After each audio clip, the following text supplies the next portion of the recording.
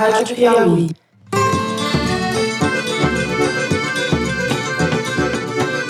Olá, está começando mais um Foro de Teresina, o podcast de política da revista Piauí. Gostaria que diminuísse, logicamente, os focos de incêndio, gostaria, mas o que está acontecendo esse ano está abaixo da média dos últimos anos e está sendo potencializado por uma grande mídia nacional. E eu, Fernando de Barros e Silva, diretor de redação da revista, converso aqui no estúdio com a repórter Malu Gaspar. Fala, Malu. Oi, gente. Lui qu'il tienne des propos extraordinairement irrespectueux à l'égard de mon épouse. Qu'est-ce que je peux vous dire? C'est triste. Mais c'est triste d'abord pour lui et pour les Brésiliens. E com o editor do site, José Roberto de Toledo. Opa, Toledo. Opa. Opa. Como se diz opa em francês? Opa. Opa. Opa. Opa? Opa. Opa. Tenho absoluta confiança no juízo que o presidente vai realizar oportunamente sobre esse projeto de lei.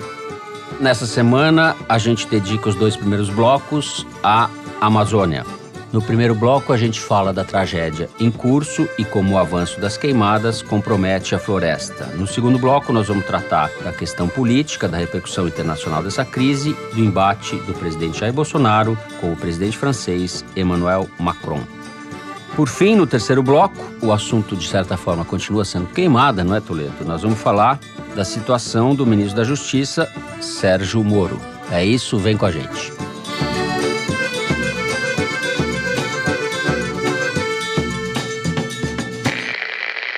A crise na Amazônia já dura vários dias. O governo Bolsonaro, primeiro a gente pode dizer que foi relapso, porque falou que não havia crise. Num segundo momento foi inconsequente, porque o presidente atribuiu as queimadas às ONGs. E no terceiro momento, mais recente, o Bolsonaro usou a reunião que ele fez com os governadores da região amazônica para defender o fim das reservas indígenas. Enfim, a posição dele passou a ser genocida. Então ele foi relapso, inconsequente e genocida. A gente vem numa escalada.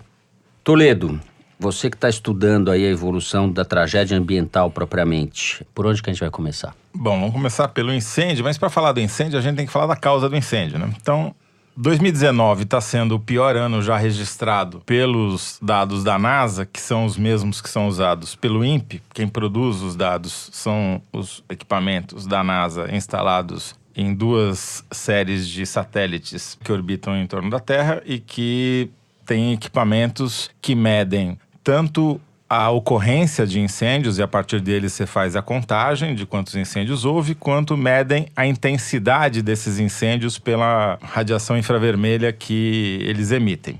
Os dados da NASA, que são idênticos aos do INPE, que chegaram exatamente à mesma conclusão, ou seja, não tem motivo para ficar terceirizando essa análise, é que 2019, considerado o conjunto da região amazônica, está sendo o pior ano já registrado, tanto em quantidade de incêndios, quanto em intensidade e extensão e duração desses incêndios. Ou seja, são os incêndios mais frequentes, com maior força, com maior extensão, ou seja, área atingida e maior duração.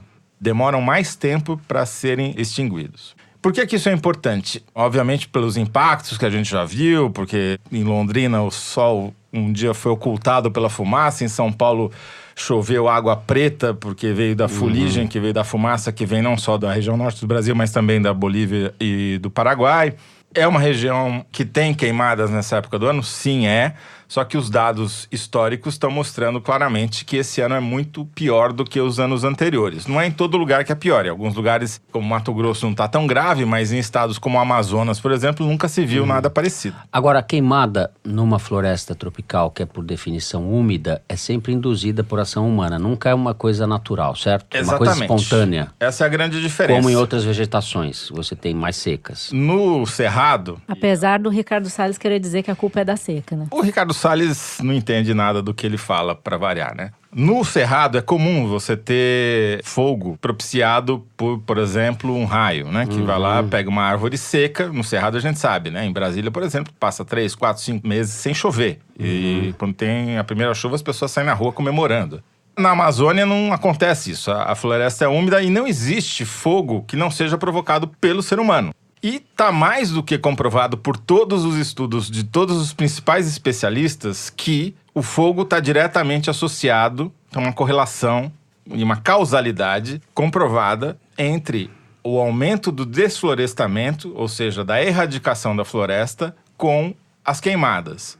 Por vários motivos, mas o principal é que quando você faz a derrubada da floresta, aquele material cai, fica no chão, seca e vira combustível para as queimadas. E depois quem faz a derrubada, em geral, usa o fogo para terminar de limpar a área. Então, uma coisa está diretamente associada à outra. O governo Bolsonaro, ao fazer um discurso desde a campanha, mas principalmente após a posse, estimulando a devastação da floresta, obviamente contribuiu para que a derrubada da floresta aumentasse durante o governo Bolsonaro, como também já está comprovado, e o que a gente está assistindo agora é uma decorrência natural disso. Quando você olha o mapa das queimadas, e as imagens de satélite são muito detalhadas nesse caso, você vê que elas acontecem ao longo de estradas, ao longo de áreas de ocupação humana, e tem enormes áreas sem pontos de queimada. Quais são essas áreas? São justamente as reservas florestais preservadas, porque são, na grande maioria, áreas indígenas. Então, o Bolsonaro, nesse discurso, nessa live que ele fez com os governadores, que chamou os governadores para serem, na verdade, coadjuvantes da sua live, nessa semana, na qual ele defendeu que a demarcação de terra indígena foi uma irresponsabilidade. Disse que é uma ocupação pouco racional, culpou os governos passados que impediram o desenvolvimento desses estados e pregou a extinção das reservas indígenas. O Bolsonaro é tão ignorante que ele desconhece que o principal articulador disso na Constituinte foi um ex-ministro da ditadura militar, o senador Jarbas Passarinho. Acabou de sair um livro da Manuela Carneiro da Cunha, que virou reportagem do repórter João Feletti, da BBC Brasil, mostrando que, durante a Constituinte, havia uma preocupação muito grande da Igreja Católica que se fossem preservadas as áreas naturais onde vivem os indígenas, que eles tivessem proteção, para evitar que houvesse uma ocupação dessas áreas, principalmente pelas empresas de mineração e do garimpo. E o instrumento para transformar isso em texto legal, ou seja, para ser incluído na Constituinte, foi o senador Jarbas Passarinho, que é da região, nascido no Acre, em Chapuri, e foi senador pelo Pará durante a Constituinte. Foi ministro da Educação durante a ditadura. Então, resumindo, o que aconteceu? O Jarbas Passarinho perdeu a mulher naquela época, e quem celebrou a missa, os funerais dela, foi um bispo da região amazônica que usou essa relação pessoal que desenvolveu com o Jarbas Passarinho para fazer o pedido de que ele ajudasse a regulamentar as terras indígenas na Constituinte. E foi o que aconteceu. E hoje a gente só tem essas áreas preservadas graças justamente à extensão de terras indígenas na Amazônia. Se não houvesse terras indígenas do tamanho que há, a gente teria uma situação muito pior. Lembrando que as terras indígenas são da União, né? Não é uma terra que alguém deu para o índio, é a terra da União que os índios ocupam por... Era uma terra que era dos índios, a União ocupou. Sim, e agora cedeu para eles. Cedeu para eles como uma política pública. Sim. Não é uma coisa assim, veio alguém e os índios tomaram... Não, peraí. E não foi uma decisão de um governo, foi uma decisão da Constituinte, quer dizer, do Colégio de Representantes. Sim, fez parte de uma discussão entre os militares como forma de garantir justamente o que eles estão dizendo, que estão querendo afetar aí, que é a soberania do Brasil sobre o seu território, né? Quer dizer, de repente, o que era a solução virou problema e o Bolsonaro jogando areia no nosso olho. Ele faz de conta que ele vem da tradição militar, mas ele não tem nada a ver com a tradição militar. Né? Ele tem a ver com a tradição policial e parapolicial.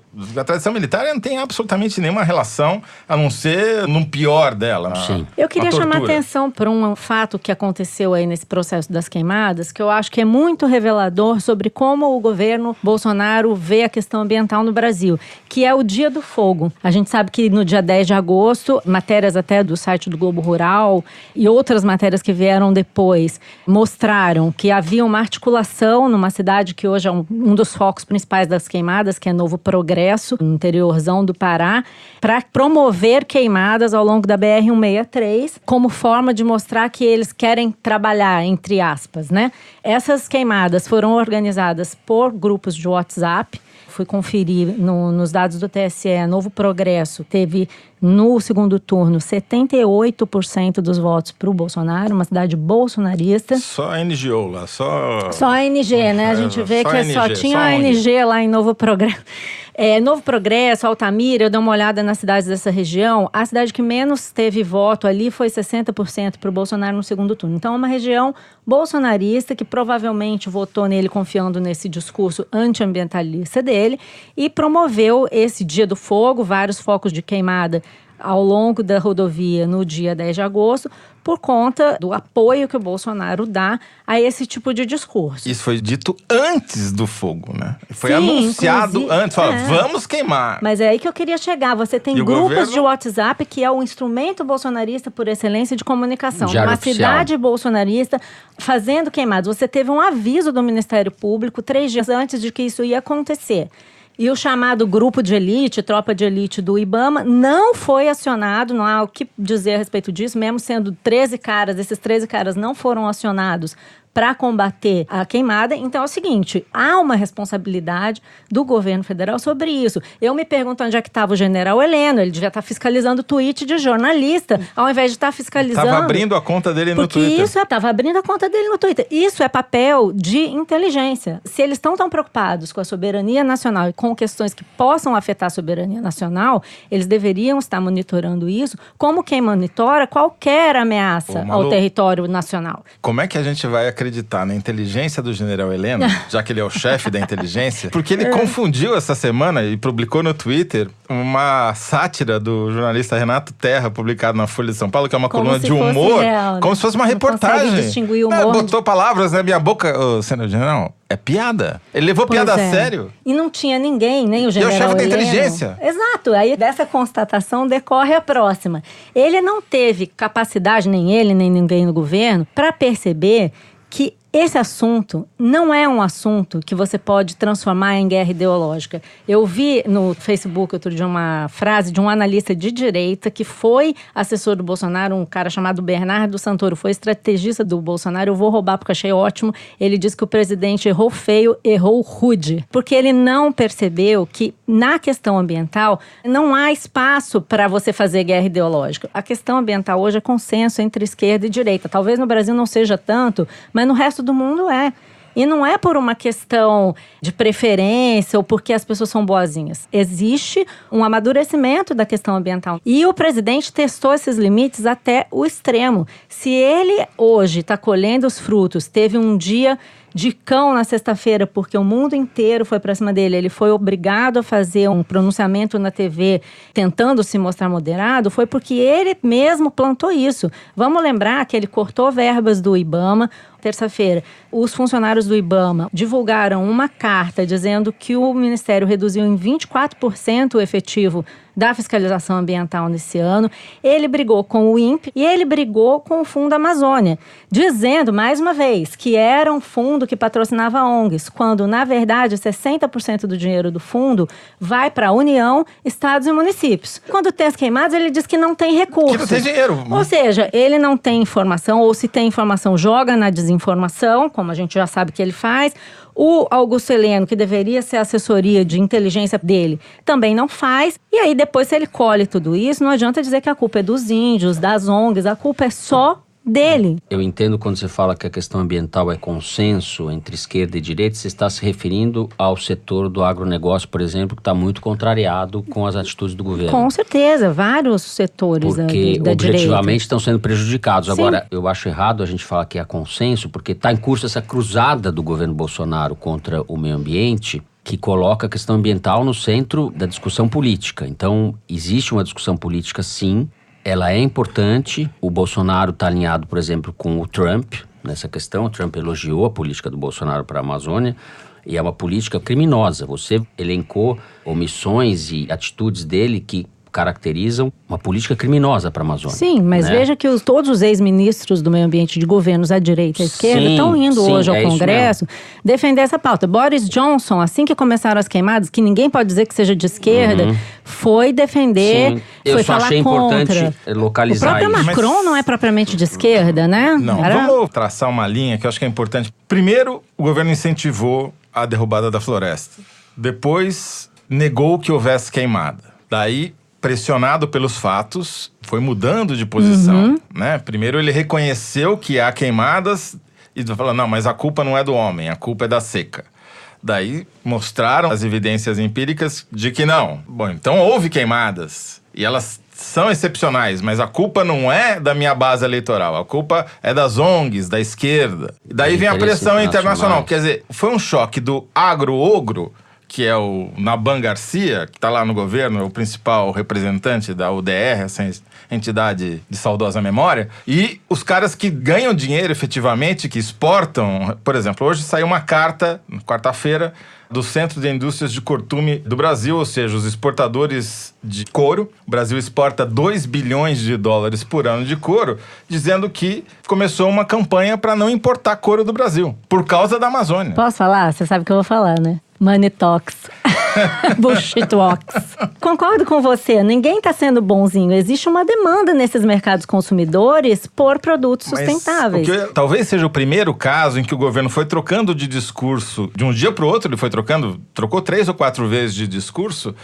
E foi obrigado a mudar a sua política. Sim, não encontrou guarida em setores que tradicionalmente deixou a sua apoiam. militância perdida, porque os caras ficaram vendidos. Ah, mas não tinha queimada, agora tem queimada. Mas a culpa era das ONGs. A única coisa que sobrou foi falar que a Brigitte Macron é feia. E quando o Bolsonaro não sabe o que fazer, ou seja, sempre, ele chama o exército. E eu quero registrar aqui o que disse o correspondente da BBC inglesa em Porto Velho esses dias. Abre aspas.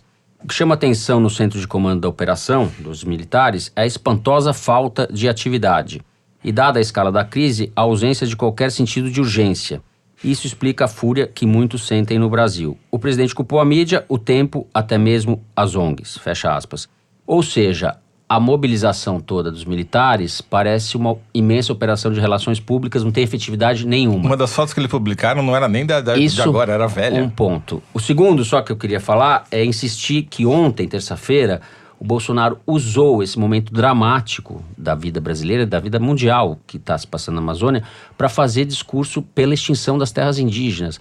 Ou seja, é um grande irresponsável, o sujeito é um genocida. A gente está no meio de um incêndio de proporções inéditas, gravíssimas, e nesse momento ele usa a reunião com os governadores, como você disse, a live, para fazer um discurso contra as reservas indígenas. Não sei para onde isso vai escalar. O que mostra, eu acho, é que ele não tem a menor ideia do que fazer. Não. Né? Ele faz isso para jogar areia no olho, para não ter que discutir o que realmente importa. Nosso querido Bernardo Esteves vai mostrar agora na edição de setembro da Piauí que o governo federal já tem acesso a esse monitoramento que eles estão falando que vão licitar. Ele apurou isso junto com o MAP Biomas, está disponível para o governo, e o governo tem tão pouca noção do que acontece na área ambiental que eles estão dizendo que vão licitar uma coisa à qual eles já têm acesso. Mas o fato é o seguinte, não é por falta de saber o que fazer que ele não tem o que fazer. Ele tem coisas para fazer, ele pode conversar com as pessoas, é só parar de falar com o general Augusto Heleno e falar com quem tem um mínimo de inteligência a respeito do tema. Só para terminar numa alta positiva, é assustador o gráfico que a NASA publicou, porque nós não estamos nem na metade da quantidade de queimadas que deve haver esse ano na Amazônia. A gente não chegou no ponto médio da estação da seca. O que significa que vai multiplicar por 2 a quantidade e vai ser uma calamidade mesmo. Quer dizer, o problema só está começando, ele não vai embora. Os especialistas estão dizendo que as queimadas só vão começar a acabar em outubro, quando as chuvas vierem.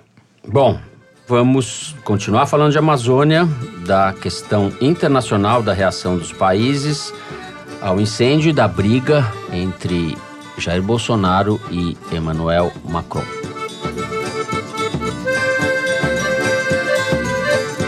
Bom, a repercussão internacional do incêndio na Amazônia foi imensa, não só de governos, mas de entidades, pessoas, as chamadas celebridades, como se diz esse nome horroroso. Mas dentre todas elas, Malu, eu vou destacar, evidentemente, a briga do Bolsonaro com o Macron. O governo francês disse em nota que, diante da atitude do Brasil nas últimas semanas, o presidente Emmanuel Macron só podia constatar que Jair Bolsonaro havia mentido para ele, Macron, na cúpula do G20 em Osaka, no Japão. E disse o Macron que o acordo da União Europeia com o Mercosul não deveria ser ratificado em função do descumprimento das normas da questão ambiental por parte do governo brasileiro. A partir daí, como costuma acontecer quase inevitavelmente quando se trata de Jair Bolsonaro, a coisa descambou para baixaria. O deputado, provável embaixador do Brasil nos Estados Unidos, Eduardo Bolsonaro, chamou o Emmanuel Macron de idiota. O Bolsonaro ridicularizou, pegando carona num seguidor dele do Twitter, do Facebook, alguma dessas coisas daí. A mulher do Macron. E como não poderia deixar de ser, o ministro da Educação, que é um sujeito infame, aquele Weintraub, chamou o Macron de cretino. E daí vai. Parece claro que o Macron errou a mão quando sugeriu que a Amazônia deveria ser gerida não só pelo Brasil, etc. Mas o governo brasileiro errou mais ainda. Concorda ou não? Sim, acho que é importante a gente contextualizar o momento político que o Macron vive na França, né? Ele está num momento difícil, ele está muito enfraquecido politicamente, patinando ali na condução do governo, não está conseguindo fazer o desemprego cair.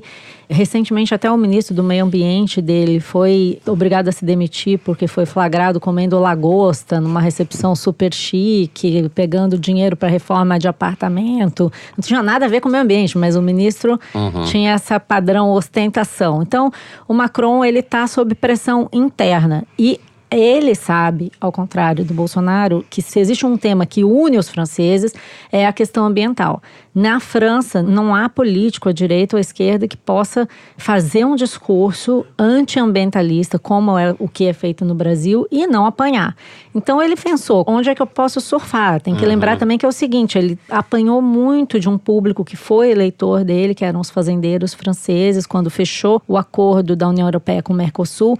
Então ele acho que ele viu nessa questão das queimadas a oportunidade de tentar reverter um pouco essa pressão interna do eleitorado dele. E aí eu acho que ele deu uma escorregada quando ele justamente propôs essas sanções ao Bolsonaro. Foi mais inteligente, me parece, a Angela Merkel, porque ela percebeu que quanto mais o G7 ou esses governos dos países desenvolvidos forem para cima do Bolsonaro numa discussão histérica, mais o Bolsonaro vai ter discurso para se defender, se enrolar na bandeira do Brasil e denunciar o imperialismo e todas essas pataquadas que ele gosta de fazer. Ela fez uma coisa diferente, que eu acho que pode vir a ser mais eficiente, que é uma pressão real, na verdade, né? Olha, vem aqui, nós vamos conversar, nós não queremos que você se isole, mas a gente tem essas regras aqui e você vai ter que cumprir, sim, senhor. Agora, não acho que essa vai ser uma tensão que vai diminuir por duas razões. Primeiro que a França tem poder para vetar esse acordo se quiser. Então ainda há uma acomodação para ser feita política, que o Macron não está se mostrando muito disposto a fazer, até porque ele está faturando politicamente sobre essa polêmica. E a segunda razão pela qual eu acho que esse tema não vai diminuir é que ficou muito claro com a repercussão dessa crise no mundo que para o Brasil o meio ambiente vai ser o grande tema das relações internacionais daqui para frente.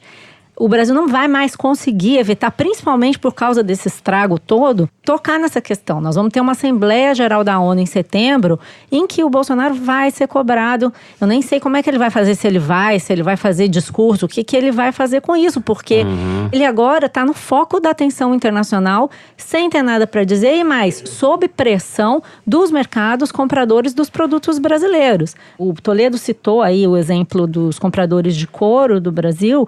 Eu estava conversando com a Ana Toni ontem, que é do Instituto Clima e Sociedade. Eu perguntei se estava havendo mobilização de doadores internacionais. Ela disse que ela tem recebido muitas ligações de compradores perguntando se é a hora de fazer boicote.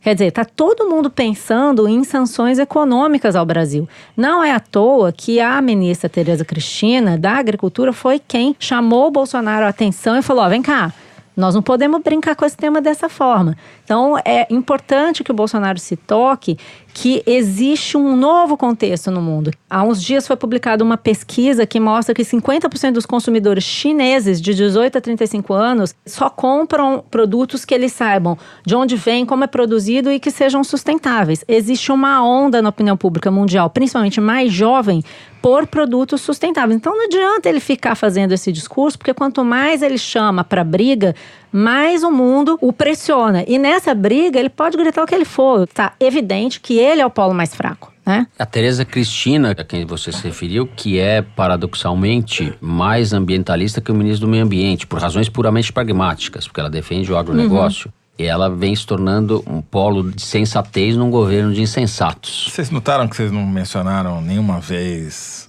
o ministro das Relações Exteriores? Que não Opa! tá. Exatamente. Até o Eduardo Bolsonaro, que é o ministro de fato, a gente mencionou, né?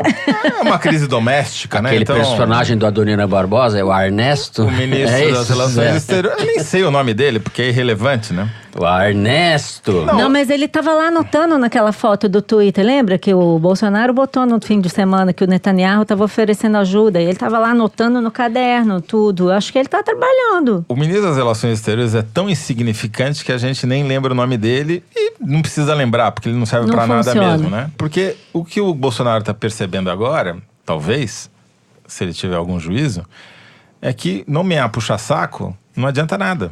Se o cara só vai concordar com você, ele não serve pra nada numa crise. Por isso que a Tereza Cristina tá ganhando relevância. Porque ela fala, ó, escuta, presidente, tem tudo isso daí, essas bobagens que o senhor acredita, mas tem esse probleminha aqui. A economia brasileira, a evolução do PIB, a coisa que mais influencia é o preço das commodities internacionais. Tem nada que impacta mais o crescimento do PIB do que isso. O que está acontecendo? A gente está sendo atacado justamente no ponto mais importante para o crescimento da economia, que é o que, no médio prazo, vai afetar a popularidade do Bolsonaro e, eventualmente, as eleições de 2022. Então, se ele não tiver algum juízo, ele está colocando em risco não só o país, a Amazônia, a economia como um todo, como o próprio futuro político dele. Então, por isso que não é bom só nomear puxa-saco como ministro das Relações Exteriores, porque você só vai reforçar as bobagens que você já está fazendo. Bom, com relação ao Macron, embora ele tenha se excedido, ele ganhou. Ele ganhou politicamente. Ele saiu... Macron. Sim, ele saiu por cima. Internamente, quer dizer. Sim, do ponto de vista dele, ele não tem a menor dúvida tanto de que ele está faturando, né? Ainda vai continuar continua faturando. E, portanto, ele não vai mudar o discurso. E o governo Bolsonaro está completamente perdido, porque uma hora ele diz que vai aceitar o dinheiro que o G7 ofereceu, que não é grande coisa, né? 20 milhões de dólares. Mas para quem diz que não tem dinheiro nenhum, né? Vai falar o quê? Exatamente. Porém, uma hora diz que vai aceitar, outra hora diz que não vai mais aceitar. Não, eu aceito se ele pedir desculpas, mas pedir desculpa pelo quê? Por ter ofendido a mulher dele? Quer dizer, nada faz sentido. Cada ministro fala uma coisa, o Ricardo Salles fala uma coisa, o Onyx Lorenzoni fala outra, o Bolsonaro fala uma coisa de dia, outra coisa... Tá tão mais perdido que tem barata tonta no meio da queimada. E como é que isso vai evoluir daqui pra frente? O Rodrigo Maia, que não perde nenhuma chance de botar uma cunha pra atrapalhar a vida do Bolsonaro sem que o Bolsonaro perceba, já deu um jeito de criar uma solução, já que o governo não apresenta nenhuma solução. Que foi, não, vamos pegar esse dinheiro do fundo da Lava Jato, que é o dinheiro que as empresas e os ladrões estão devolvendo para a Petrobras, e vamos destinar uma parte disso para o meio ambiente. Não vamos mexer no fundo eleitoral, né? No fundo eleitoral ele não quis mexer, não, né? Você tá querendo atrapalhar ou ajudar, maluco? O Rodrigo Maia? Rodrigo Nada, Maia, só claro. quero pentelhar. Meu objetivo é pentelhar a todos. Daí a AGU concordou no grosso com o Rodrigo Maia, mas está propondo uma nova divisão dessa grana, mas concordando que vai uma grana para a Amazônia também. Seja quanto for, é tipo 10 vezes mais do que o G7 está oferecendo para o governo brasileiro ajudar a combater as queimadas. Para apagar o incêndio. Exatamente. Então, dinheiro vai ter. A questão é, o antiministro do meio ambiente vai saber gastar esse dinheiro? Porque até agora ele só desmontou o esquema de fiscalização. O governo não está preparado nem sequer para gastar o dinheiro que vai haver, sim, para a proteção do meio ambiente. Porque tudo que ele fez até agora foi no sentido contrário. Para destruir. Para destruir. Exato. Eu queria pegar o gancho do que disse a Malu, que o assunto Amazônia vai estar na Assembleia da ONU em setembro, o assunto vai continuar no palco internacional, e lembrar que a gente tem em outubro o Sínodo de Roma, que é a reunião da cúpula da Igreja Católica, exatamente sobre a Amazônia. Isso já estava marcado antes dessa crise, evidentemente. Vai acontecer entre 6 e 27 de outubro e vão ouvir, além de ativistas, cientistas, etc., quem vai abrir o sínodo é o Carlos Nobre, o cientista brasileiro, especialista nessa questão ambiental. O sínodo dura 3 semanas. Na segunda semana, a igreja interpreta os relatos que foram feitos ali e na terceira semana, ela dedica as chamadas recomendações pastorais para a questão amazônica.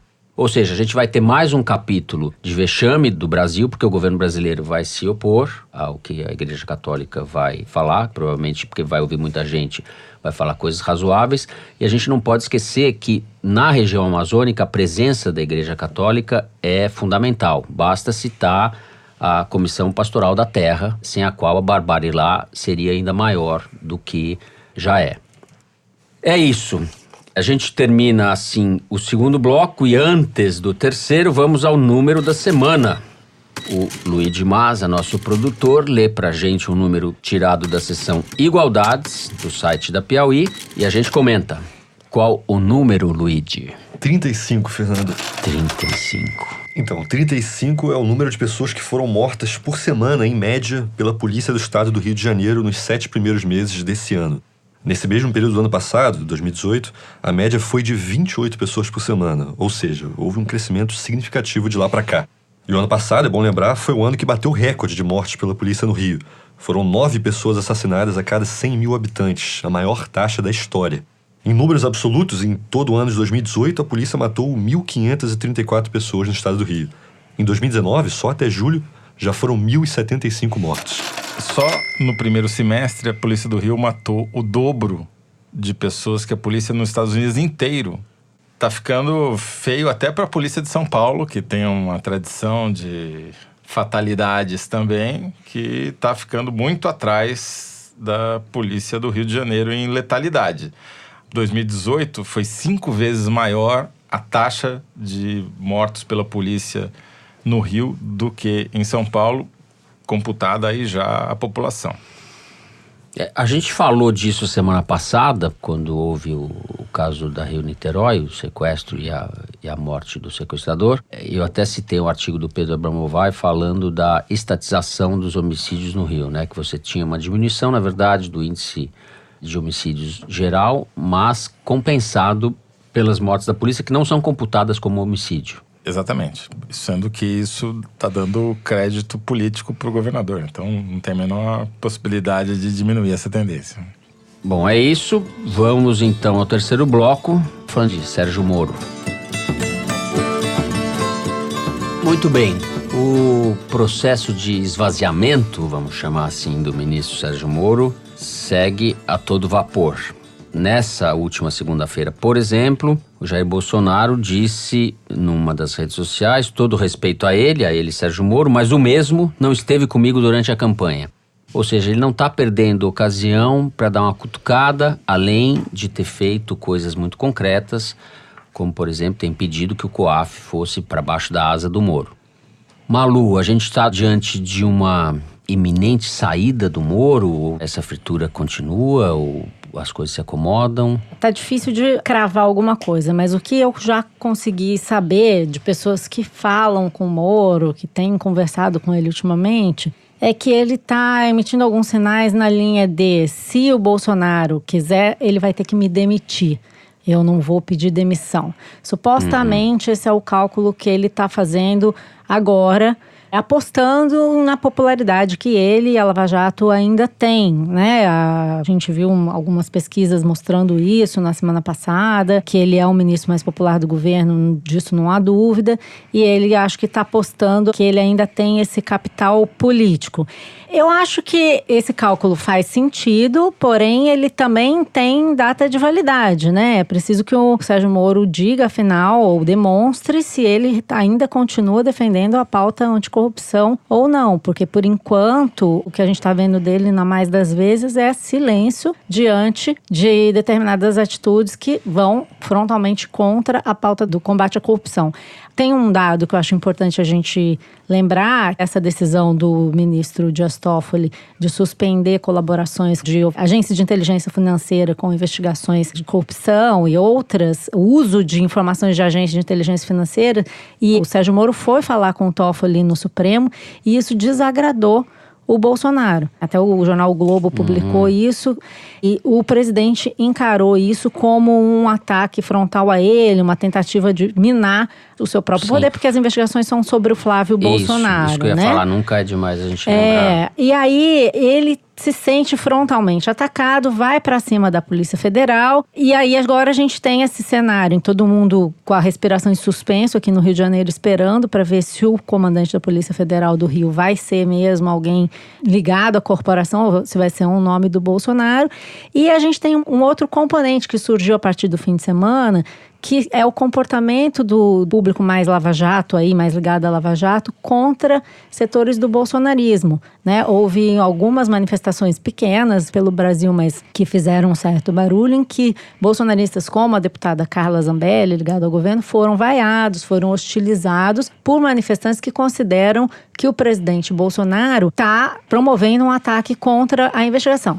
Esses bolsonaristas raiz, mais Olavo de Carvalho, que promoveram um teste. Eu estou chamando de teste porque eu acho que foi uma maneira de testar a reação dos internautas nas redes sociais quando eles atacaram o Deltan Dallagnol. Saíram dizendo que o Deltan era do PSOL, teve gente que até me mandou mensagem em listas de bolsonaristas dizendo que o Deltan era ligado à CUT, para ver como a coisa repercutia. Eu acho que eles estão testando as águas para ver qual o efeito político que pode ter uma eventual demissão do Moro, enquanto o Moro também está testando os limites do presidente para ver se o presidente vai ter coragem de demiti-lo e se isso vai reverter favoravelmente a ele. Haverá alguns momentos importantes para a gente ver como é que isso vai se desenvolver nos próximos dias. O primeiro, os vetos que o Bolsonaro vai fazer ao projeto de abuso de autoridade. Já se espera que os vetos sejam tímidos, é o que se diz na Câmara, né? Vetos só relacionados à ação policial no dia a dia, como o uso de algemas ou foto de prisioneiros e tal, que o Bolsonaro não iria mexer com os pontos que dizem respeito à ação de juízes e procuradores. A gente vai ter a escolha do Procurador-Geral da República e a gente tem agora essa questão das decisões do STF sobre a Lava Jato. Estamos esperando para ver se o ministro Sérgio Moro vai se manifestar ou não e o que o presidente Bolsonaro vai achar disso. No momento, eu acho que está cada um com a arma no coldre, mirando nos movimentos do outro para ver como é que vai agir. Esperamos que isso seja uma metáfora. Não sei, mano. Mas o fato é que o Sérgio Moro resolveu dar esse truco aí, só tem que ver a que horas vai ser o lance final da jogada dele, porque ele pode se dar muito mal, né? O Moro tá frito em farinato.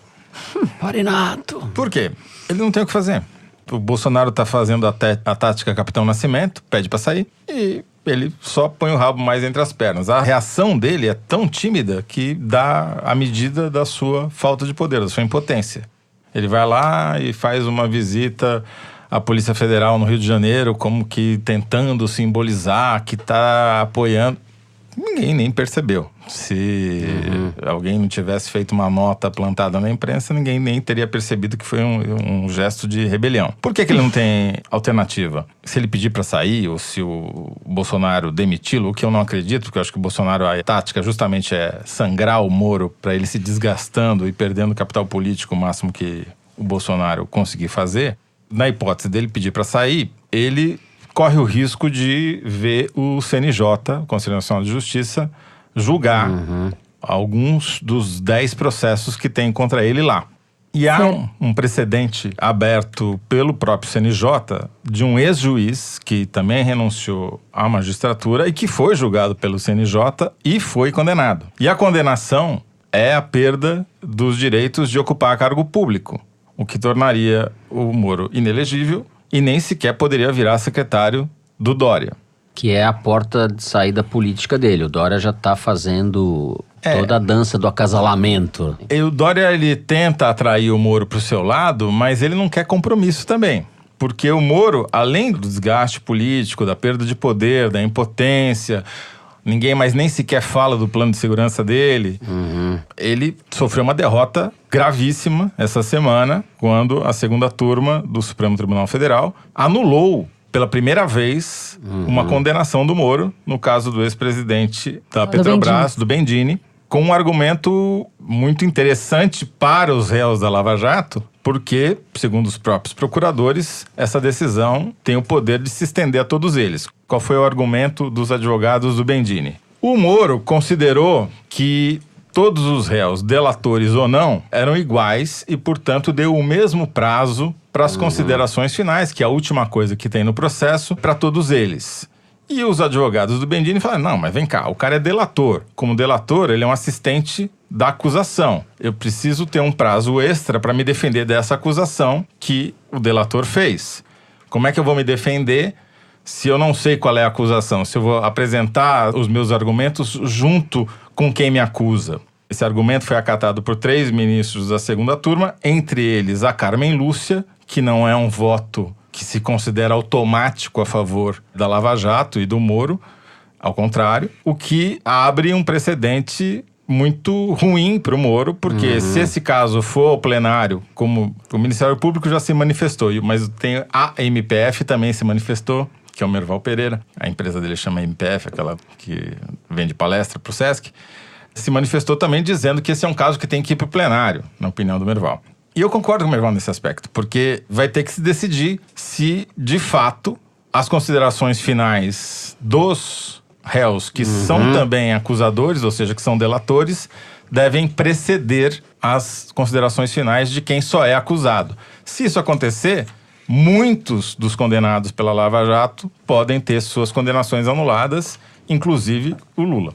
E o Sérgio Cabral, por exemplo, e outros, né? Acho que poucas decisões são mais políticas do que essa, né? Fruto desse momento de enfraquecimento do Sérgio Moro. Porque essa é uma questão que nunca foi contestada. Porque não está se falando dos depoimentos. Os depoimentos foram tomados numa ordem que sempre é colaborador primeiro, depois, que o colaborador é praticamente o cara que está acusando, né? E o último réu. Está se falando só de alegações finais, que é aquela defesa escrita que você entrega no processo. Como isso sempre foi feito da mesma forma, se você for agora dizer que não pode mais ser assim, quer dizer, quase todos os processos foram feitos assim, praticamente todos. Então você vai estar revertendo todas as decisões da Lava Jato, se é que vai ser tomada essa decisão dessa forma, porque você tem que pensar que, por exemplo, no caso do Bendini, o que eles fizeram foi mandar voltar o processo, ele vai ter que ser julgado novamente.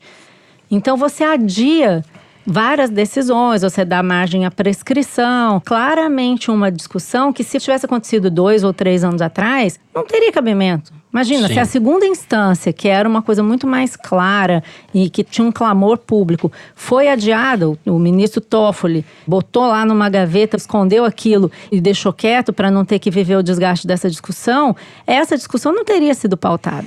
Então, tudo isso tem a ver com esse desgaste do Sérgio Moro. Eu concordo com o Toledo e eu queria lembrar uma coisa, que essa jogada de você dizer que vai ter que me demitir já foi tentada antes, né? O Santos Cruz, por exemplo, ficou lá enfiado dentro de um bunker lá num gabinete no Palácio do Planalto dizendo vai ter que me demitir, vai ter que me demitir.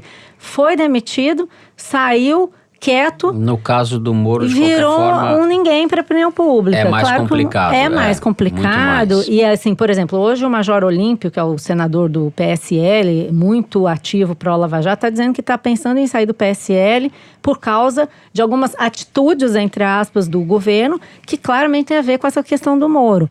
Tá todo mundo pisando em ovos ali para ver até onde dá para ir nesse caso, até que ponto o Bolsonaro pode prescindir do Moro e como é que vai ser essa saída. Mas eu não sei se é uma boa jogada do Moro.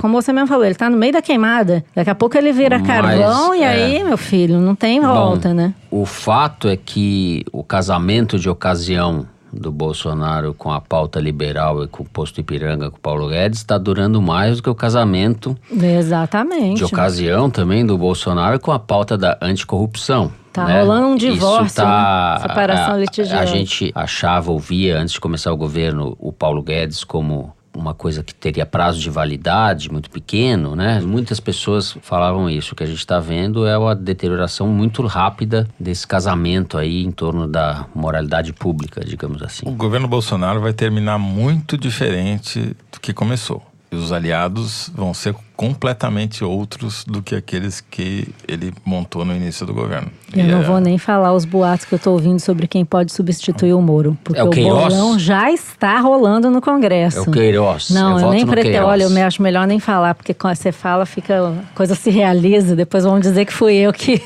joguei praga. Os militares não conseguiram tutelar o Bolsonaro, o Moro não conseguiu, o posto Ipiranga não conseguiu, o mercado financeiro não conseguiu. Macron também. Macron foi o que chegou mais perto. Macron tá tentando. Macron conseguiu fazer o Bolsonaro mudar de posição. Macron e Merkel. Agora, a questão é quem que vai tutelar o Moro da eleição de prefeito em 2020 até o final do mandato. Eu tenho palpite. Qual é o seu palpite? Quem vai Também tutelar? vai Se a Moro? Malu não falar o dela primeiro, eu não vou falar o Ah, meu. vocês parem com isso.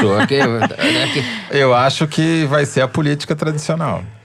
Eu acho que vai ter um casamento com todo mundo que ele xingou durante a campanha. Por que eu acho que vai mudar esse jogo? Por quê? A popularidade do Bolsonaro, ela está estável, e as últimas pesquisas confirmam isso, nessa faixa dos 29%, 30%, mas está aumentando a polarização, está aumentando o ruim e péssimo. A oposição a ele está ganhando força. E a gente vê também pela análise de sentimento do Twitter que a Arquimedes faz pra gente, que ele tenta, por exemplo, com essas mobilizações do final de semana, com o pronunciamento que ele fez em rede de televisão, tenta recuperar, mas não está conseguindo. No pronunciamento ele conseguiu ouvir paneladas pela primeira vez. Panelaço, Pela primeira vez. Até em bairros de classe média alta de São Paulo e Rio. E deu oportunidade para isso, foi um erro estratégico. E as manifestações a favor dele no domingo não se sustentaram do ponto de vista de criar um clima favorável nas mídias sociais. Tá difícil. Muito bem. Com isso, nós encerramos o terceiro bloco do programa e chegamos ao momento da Malu, momento Kinder Ovo. Nada, gente, que isso? A culpa é da produção, que só faz as coisas erradas aqui. Vamos lá, solta aí o nosso Kinder Ovo. Ah, minha gente, quantas vezes eu vou ter que entrar na minha rede social para ter que dizer certas Rogério coisas Bolsonaro. que não precisavam ser Não? ditas, né? Eu acabei de fazer um post pedindo perdão para o presidente Macron sobre o comentário infeliz que o nosso presidente fez sobre a mulher dele e que as pessoas estão vindo na minha rede social dizer para mim que eu sou biscoiteira. Olha, na minha rede social mando eu. E eu tô de férias, tô com um tempo incrível para bloquear quem vier falar besteira. Antes de vocês falarem que eu sou biscoiteira, que eu tô falando besteira, vai se informar do que tá acontecendo aqui na França, como mulher brasileira, com quase a idade da esposa do Macron, e que ele, mesmo sendo ofendido, ele ainda foi gentil e educado com nós, mulheres brasileiras. E é por isso que eu vim me pronunciar. Caraca, biscoiteira. De férias na França. Tô com inveja dela, não sei eu quem é, pensei mas uma tô com deputada, mas não tem nada a ver. Ela não é biscoiteira, essa deputada que eu Ninguém, pensei. a produção Não, ganhou. fala aí, quem é? Uma Não sabemos. humilhação. Ah! Quem? Vocês não acreditam. Tô lendo. Quem? Essa Quem? eu não sei como você não acertou. Ah. É a Gretchen. Ah, não, sério? Sim, Gretchen. Mas biscoiteira, esse negócio de biscoiteira me confundiu. É que eu Como conheço a Gretchen não pela voz. Como assim? Aqui, Conga, la conga. Não, é... Conga, conga, conga. Cantora talvez seja um pouco de exagero, né? Ela canta? Ela usava o que eu. microfone. Mas ó aqui, vídeo da Gretchen publicado no perfil dela no Instagram na segunda-feira, dia 26. E ela estava usando as redes sociais para pedir desculpas à primeira-dama da França, Brigitte Macron, pelas declarações de Bolsonaro e sua trupe. Mas por que biscoiteira, meu Deus? Biscoiteira. O que ela tem a ver com o biscoito? Acho melhor não entrar nessa discussão. E eu também aqui queria pedir escusas por esse momento. Não acertamos, mas tudo bem. Depois de mais um Kinder Ovo que eu não acertei, vamos ao Correio Elegante. Pelo menos nessa hora eu me divirto. Lendo aqui os que nossos ouvintes escreveram nas redes sociais da Piauí ou no e-mail forodeteresina@revistapiauí.com.br. E eu, é claro, vou começar com um belo desaforo de Teresina. O ouvinte mandou pelo Twitter, é isso? Augusto da Selva escreveu o seguinte: Galera, cuidado com essa fala de que inocentes estão sendo mortos por ações policiais no Rio de Janeiro. Inadvertidamente, isso reforça a retórica de que há corpos matáveis em certos territórios por serem não inocentes. Tá aqui a mensagem do Augusto. Tô com você, Augusto. Bom, é inexorável voltar ao tema das pronúncias. No programa passado, a Yara Arruda nos ensinou, ou melhor, me ensinou, que inexorável é na casa da mãe Joana, que o certo é inexorável. Mas teve muita gente que surtou com essa informação. E lá nos comentários do YouTube, por exemplo, o Alexandre Bonfim protestou. Mas até a moça do Google pronuncia inexorável. Inexorável. Pois é, Alexandre, tá todo mundo errado. Precisa avisar o Google, porque é inexorável mesmo. Bom, teve um ouvinte que mandou um número da semana, hein? Aqui. Vamos lá, atenção, Luigi. Foi o Marco Merlin. Ele disse assim: já que o assunto da vez é fornicação de pinguins, lança este inusitado número da semana para Fernando Malu e Zero Toledo. Após botar o ovo, a fêmea do pinguim imperador sai para se alimentar e recuperar peso, enquanto o macho se ocupa de chocar o ovo. Durante toda a incubação, o macho ficará sem se alimentar até que a fêmea regresse e o filhote nasça. Pergunta: quanto tempo dura a incubação do pinguim imperador? Resposta: o mesmo período necessário para ouvirmos 8 foros de Teresina ou lermos 2 edições da revista Piauí. Ou seja, cerca de 2 meses. Tá lendo Piauí mais rápido que eu, Marco, gente. Tá arrasando. Adorei a história da incubação. Já que você falou em fornicação de pinguins, Malu, toda semana a gente tem recebido mensagens de ouvintes falando que assinaram a revista depois de ouvir o foro de Teresina. Mas essa aqui foi a mais generosa de todas até agora. Olha só o tweet da Lu Hugert. Promoção. Ofereço 1 ano de assinatura da revista Piauí para o primeiro estudante ou desempregado que responder com um gif de urso panda. Motivo: quero apoiar o podcast Foro de Teresina, que ouço sempre, mas não moro no Brasil. Eu estava acompanhando essa promoção e, pelo visto, quem ganhou foi o usuário Piula do Mato. Pode soltar o som dos pinguins copulando aí, por favor, ô Dani. Mas aí vai ser panda, nosso símbolo? Coitado da Teresina. Não, panda é o que ela pediu. Ela gosta de panda e o cara publicou um gif de um panda dando cambalhota e foi o primeiro a fazer isso e espero que ela cumpra a promessa, né, aliás. Muito bem. Antes de terminar a sessão aqui, eu quero ler a mensagem inusitada que foi enviada pela Carla Carol. Ouvindo o Foro de Teresina da revista Piauí, enquanto limpo a Capela Santa Edviges, padroeira dos pobres e endividados. Ela só não falou pra gente onde fica a Capela Santa Edviges, porque a produção apurou aqui que tem Capela Santa Edviges. Tá todo canto. No Rio, em Belo Horizonte, em Recife. Onde mais, Dani? Endividado aqui não falta, tem que ter capela de Santa Edviges pra todo canto. Né? Pobres e endividados. Vamos fazer uma aqui, do lado do estúdio. Tamo junto, Carla Carol.